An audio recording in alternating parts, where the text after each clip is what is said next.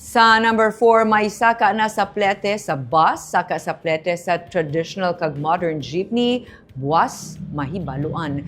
Land Transportation Franchising and Regulatory Board na nag-approve na sa provisional fare increase para sa mga public utility buses. Ini ang nag-take effect sa Sabado, Marso 14. Ang updated fare guide na nagalakip na sa ginaprubahan nga provisional fare increase. Ang updated fare guide nagasakop na sa mga adjustment sa mga nagkalain-lain nga classification sa provisional public utility buses.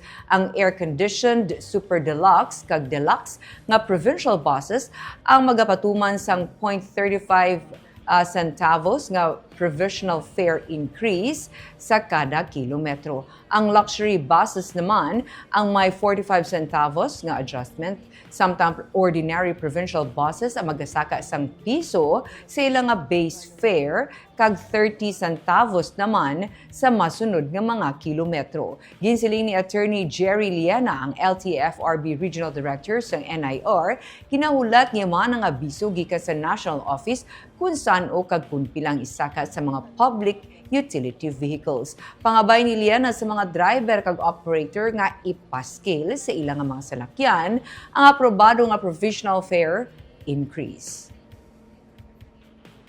Kung nara mag-i-announcement nila sa ilang website kay para diretso bala kay kung ipagi pa nila na sa amon kagamo pa namin ang diretso ng information sa publiko. Kaya ang akong gina-request sa mga operators, sa driver, ipa-scale nila, i-paste nila ang taripa gida sa ilang jeepney.